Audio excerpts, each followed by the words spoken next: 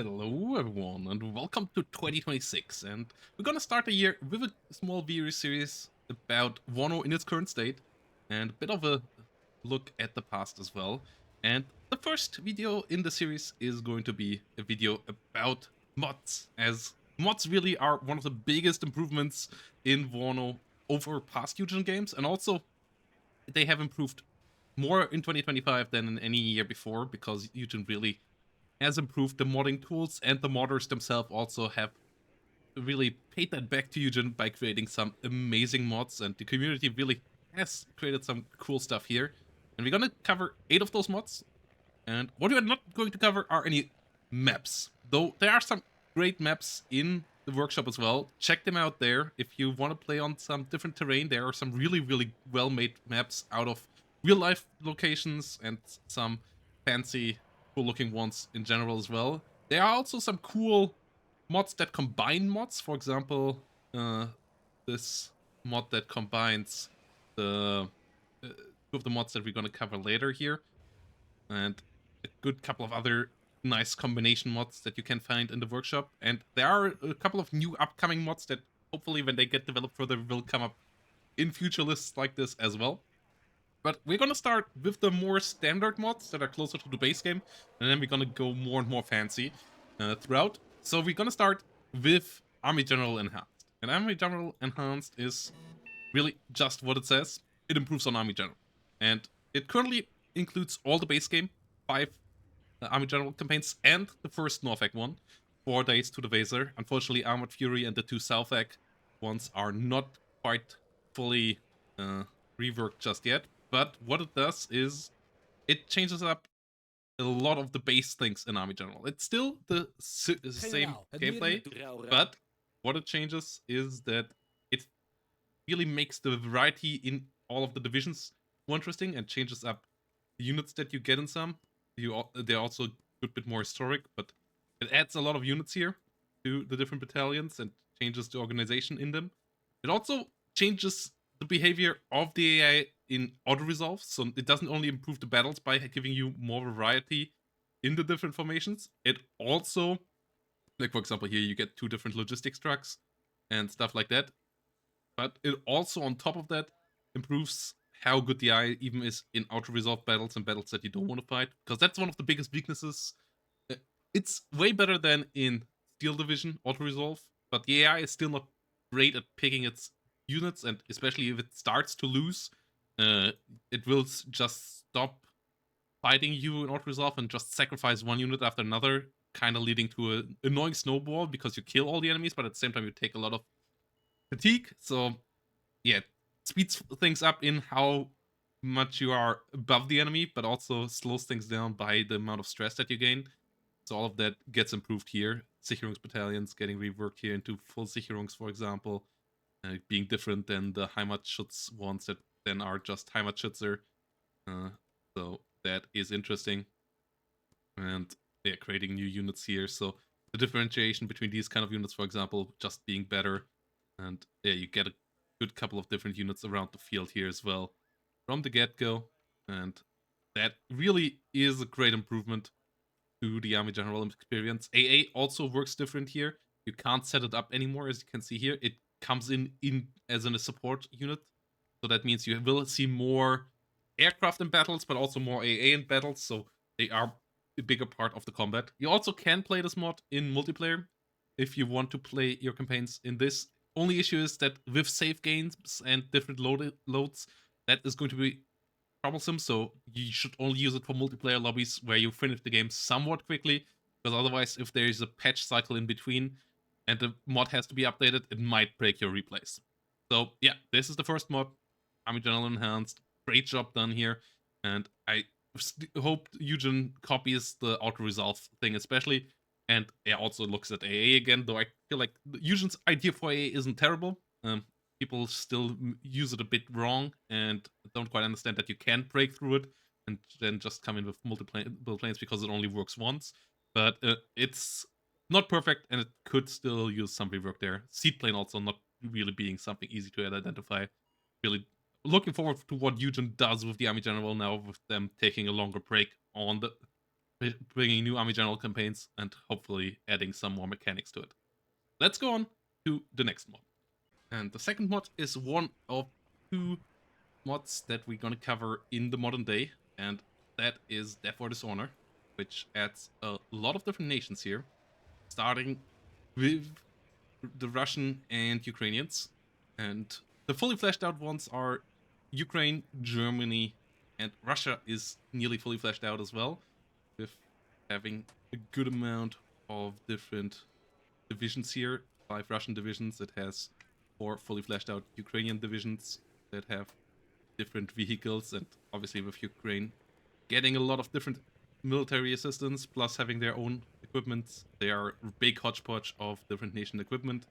You get drones, you get all kind of different AA units like Skynex, S300s, and a wild mix of planes and tanks as well.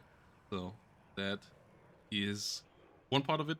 Then the West Germans coming in with a good couple of different formations here as well. Or the West Germans being obviously all of Germany in 2025. So yeah, it says yeah, Federal Republic of Germany here. Then 2A5s, you get 2A4s still left over, you get Pumas and so on. All stuff that you see in the other mod as well. There are a couple of different traits here. For example, Spall Liner here, creating it so that parts of the crew can survive for better IFVs if they get destroyed, which is really helpful. And you also get thermal optics, you get dazzler traits here. For example, here on the layer 2A5, you get thermal vision system level 2, minus 20% aim time, which obviously is a big improvement. On the Boxer with the big gun, you get it as well. Yeah, all the different kind of helicopters, Eurocopters, and so on are in as well. And then you also get a couple of new nations, like the Chinese are coming up with a good amount of vehicles already implemented. Models look pretty good, and not on average not quite the same as in base game WARNO, but obviously there are differences in base game WARNO as well, and they are on a really high detail level nonetheless. Like the models in this mod are all pretty convincing, so this is quite good looking, and the future of this mod should be pretty great as well, with all the different nations, Sweden being in or a decent part as well, but still needs a bit more. Britain here, for example, already in. And yeah, this mod is really already in a pretty nice and playable level. You also, with the US here, for example, get F-15s, F-35, and so on.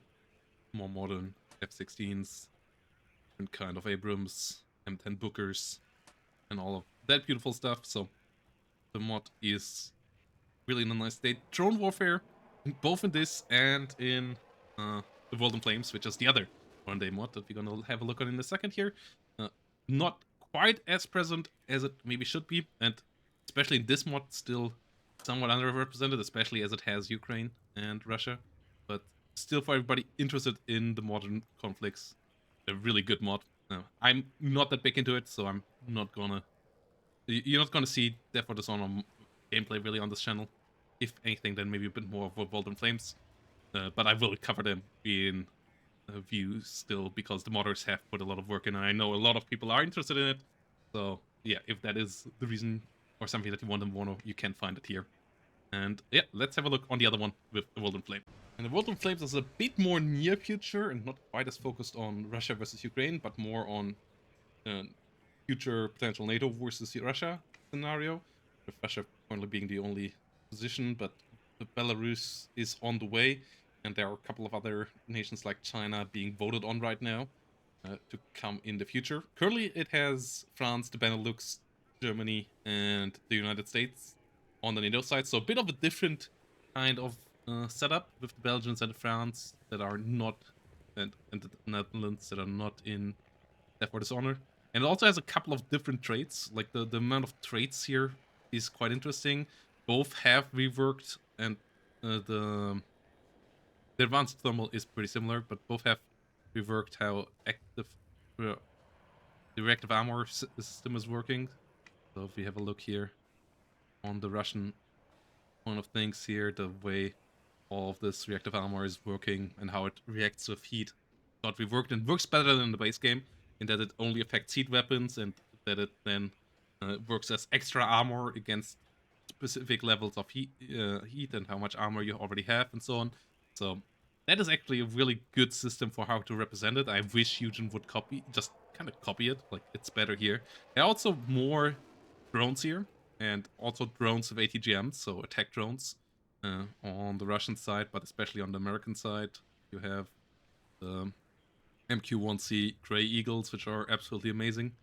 Rangers and so on all have been a bit reworked as well, but not by much. It's still like just, yeah, kind of representing that it is more modern WARNO, but the baseline of WARNO combat in the World in Flames is still the same. Like, tank rangers are still the same, but a couple of ATGMs fire a bit further and so on. And yeah, all the armor is just leveled up WARNO to represent like that it improved on the levels that in the 80s WARNO scenario were achieved. So it still works on the similar level there, and that is quite nice. And yeah, you get a lot of cool planes here in this one as well. And German Tornadoes and Eurofighters, French Rafales, and all the different kind of American bombers.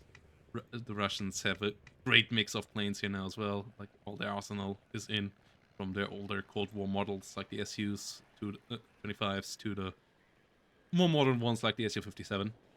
So really a cool little mix of new units, and as I said, if I would want to play any of the modern day ones, it would be this one. I have played it a couple of times before. I still like the base game a bit more, but it is a really cool mod, and I know a lot of people are interested in this kind of thing. There are also 10v10 servers for this mod out there, so, and on the Discord they fill them up quite quick, regularly. So yeah, really good mod. Let's move on to another really unique kind of mod. As the next mod is the False Prosperity mod, and this one is set in a future 2062 scenario where the world went into weird conflicts and found some ancient relics in the Antarctic region, creating some weird power dynamics.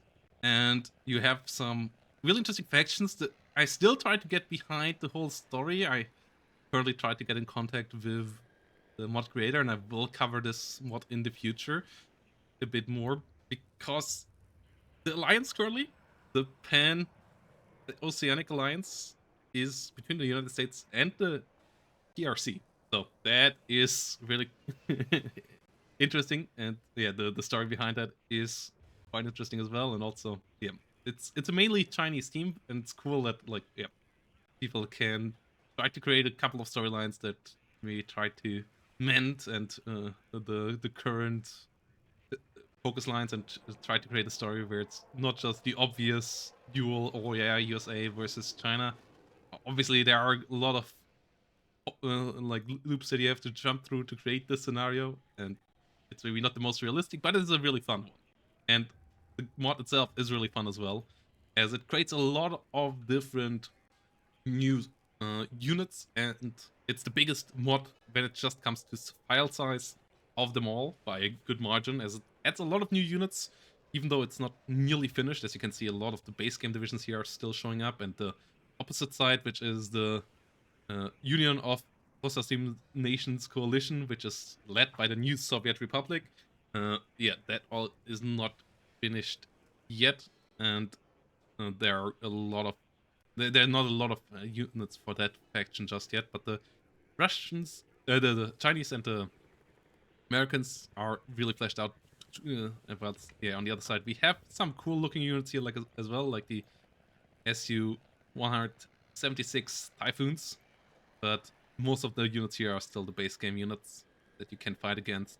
So yeah, this faction here still has to be worked on, whilst on the other side, with the Americans, we, for example, get some really cool exoskeleton soldiers, we get some scout drones, we get some big armed drones, we get big planes, a lot of big planes, we get some FA-36s here, FA-48s, like aircraft here are coming in a lot of different forms, drones, and good old F-18 here, modernized to the brink. And tanks, you get some interesting ones as well here, with a lot of different modifiers and a lot of new created ones. You can see a couple of them on screen right now, but there are a lot more in this, like over a dozen new traits that are worked around to make this work more normally. Once more, a mod that kind of tries to go from the normal baseline WARNO gameplay and push it to the brink, but where World in Flames pushes it like a couple, like 30% up or so. Obviously, this one having to go to 2062 has to push it up like double or so. So you get some insane stats on some of the units. So an M1A3 is still around, good old reliable Abrams still being used, whilst we also have an M5A1 HC Eisenhower here coming around with a big gun. Armor rise here, active protection systems all going around as well, different ranges and so on. Like a lot of fantastic little stats here created. The Chinese faction is looking really cool as well, with obviously some of their current equipment fully modernized, presenting what might be in 40 years, and then also a lot of other new equipment created, and like there are a lot of artworks out there on the Discord of this mod as well, where you can look up what is to come to this for this mod, and it is looking really cool. The future of this mod is looking pretty bright, and I'm pretty certain we're gonna have a look on them in 2027 once more, when this mod is even further ahead. And yep, let's have a look on the next mod. And that mod is actually maybe arguably closer to the base game one, though I would say it's further away than the ones we have just talked about, because those go from the WARNO numbers and just tweak them a bit. This one is set in the same time period and is using all the base game divisions and adding a lot more. As you can see up here, the HUD is nearly filled. And that also is because Rebsfrago adds changes up all the stats of units. Like, for example, Conquerors now fire 4,000 meters. There are a couple of new traits as well in this mod. And yeah, the ranges on all units are trying to be as realistic as possible. But units are also more stealthy infantry units, for example. And as you can see, staying closer together. Meaning, though, that, for example, AT launchers now down to 200-meter range. We have to be bit more careful. Rifle grenades going around here, doing HE damage, can do a bit of damage against light armored vehicles as well. The RPOA being thermobaric instead of incendiary and stuff like that. So this mod tries to be the realism mod for WARNO without giving up balance. There are a couple of other mods that go and try to go full realism, and this mod tries to go as realistic as possible and pushes it way further than the base game, but also tries to keep the balance. So it still is a multiplayer mod in that regard, whilst a lot of the other mods, they are for fun multiplayer and single player more so than this. And this mod still tries to achieve that. Obviously, in air combat, that is pushing it a bit. As you can see, like the ranges here are massive, so airplanes are somewhat hard to balance here. And as you can see, the price differences because of that go far away. Rocket planes, for example, a lot cheaper. And here, yeah, RCS bed, abilities of aircraft against radar is reduced and so on. So all of that is being shown here as well. And yeah, you have the fragmentation ammunition here, which has reduced explosive content in favor of greater shrapnel effect for anti-personnel and anti-air purposes and so on. So interesting couple of traits here being added.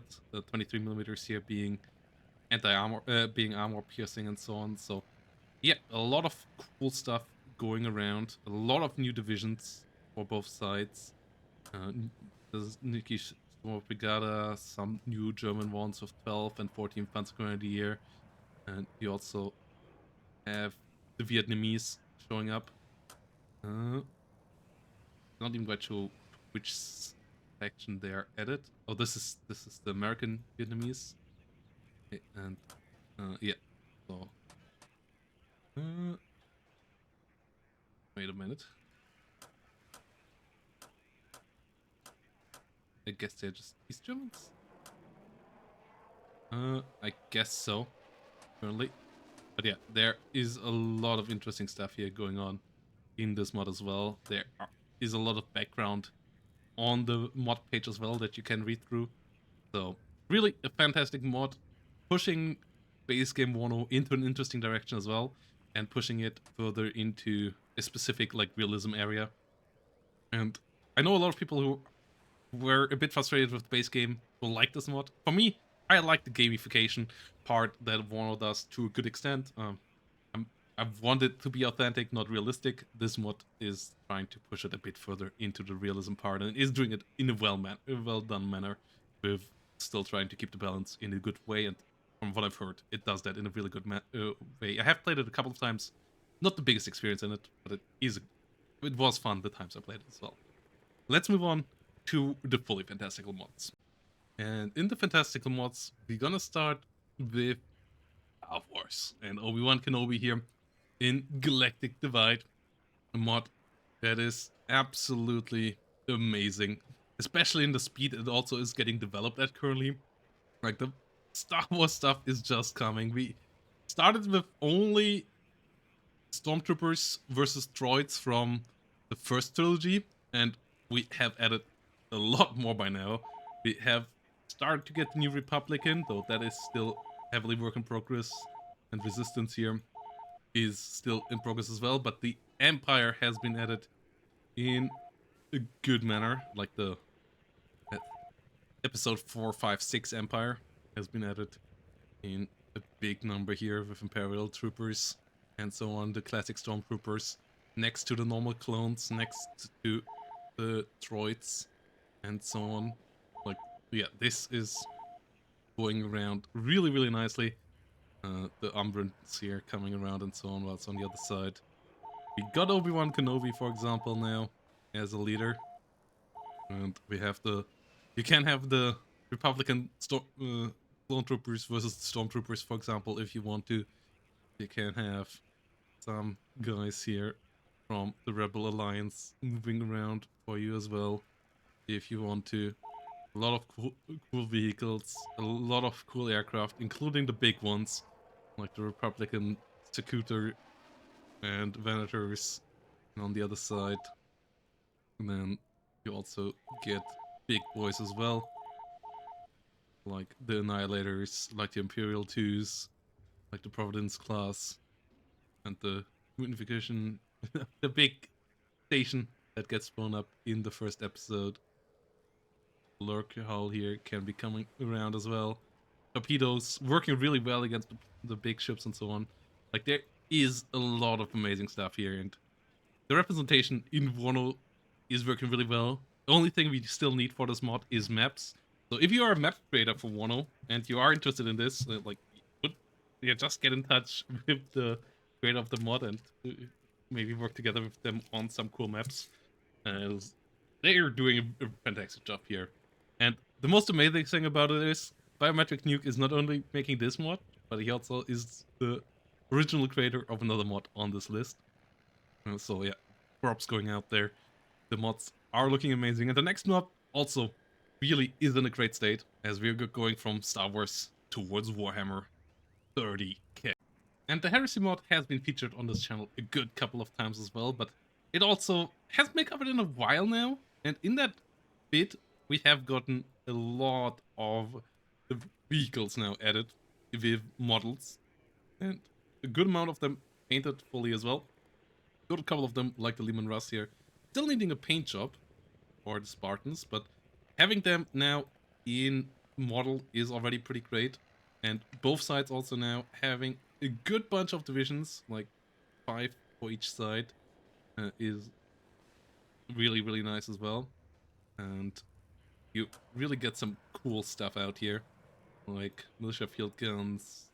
You get some walkers here now as well, with the armored sentinel squads, which is really cool. A lot of militia forces here, brute force squad, rogue psychers, which have special abilities here as well. Like, this is really, really dope. The air units are partially modeled here as well with the lightning and thunderbolts. The little ones, like the vultures, for now still awaiting full models, but it really is coming along nicely, and it is looking more and more like the Warhammer 30k that a lot of people love. And I'm not even that big into it, but I love the mod. Like, playing this mod is just really fun, and the quirkiness of the balance actually works out quite nicely still in my experience, even though the numbers are completely all over the top and you have those special powers for each faction. The way those factions are modeled, and obviously with the big 30k tabletop model that you can follow to some extent, combining it with the WARNO systems, it works pretty nicely. And like, we even run some tournaments on it, which were pretty fun. So I would say Star Wars is maybe even a bit cooler, especially for me, because I'm just a bit more into Star Wars than into Warhammer. But this actually might be the better playing experience, and both are just fantastic mods. And yeah, Kenobi here did a fantastic job with this. So really, props go out there. The mod is looking better and better as well. The team here really coming around nicely with the models, and all the different new systems and so on implemented with this are cool as well. And now we come back to the first mod that really showed what you can do with new models and all in WARNO. So let's move on to the final mod of the list. And that mod is Baltona All Out War. And as you can see, it even is putting in the most work into the armory. And this one has a bit more of this like painted style, a slightly reduced detail, but for that, it brings fully fleshed out new sci-fi universe, sci-fi fantasy with insane units all around. It introduces cavalry. It has amazing mixes of real life tanks of all centuries and new ideas put together with those little scout cars that all feel familiar but yet new. And for the different factions, you have absolute giant units moving around. You have stuff that looks absolutely ancient. You have mages. You have so much stuff. You have flying airships coming around. Like, if we go around here, you have flying stealth submarines, basically. So they're obviously not submarines if they fly, but you know what I mean here. You have flying frigates. You have flying destroyers here that look really fantastic, and that bring around great stuff and just a different way of gameplay, and obviously are a bit of the baseline for how they implemented the Star Wars big ships, and it was all basically tested here, and it is still, in my eyes, even a bit cooler here with those big ships. But I'm also a big sucker for World War II battleships and Navy. I'm a big player of Rule the Waves 3, so this kind of stuff makes me happy. And yeah, both all the different factions here have really unique focuses as well. There is a big story behind all of this that you can check out on the Discord about this mod as well. And yeah, you have some really cool new stats as well. The artillery that you sometimes get here is really, really fancy as well, and all of this is going around. Like, you have some waiting tanks that can move a lot of waves. You have some big boys like this, but this is not even that big compared to some other stuff that some of the other factions get.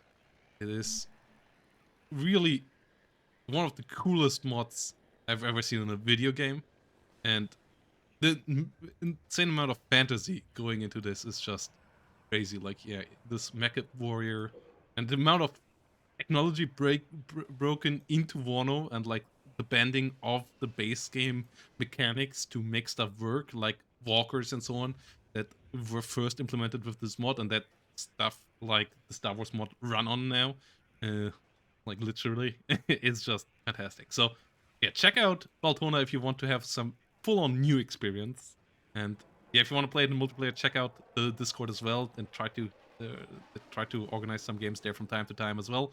So obviously with Star Wars and so on going around right now, it's a bit tough for the original IP, but you know, guys, if you want to have new stuff, you also have to support the new stuff and not only watch the Star Wars and Warhammer movies. Go and support some new IPs as well, and maybe we will get some Baltona full-on game eventually as well. Biometric Nuke would have earned it with all the amazing work and the easy, fantastical universe that he is creating here.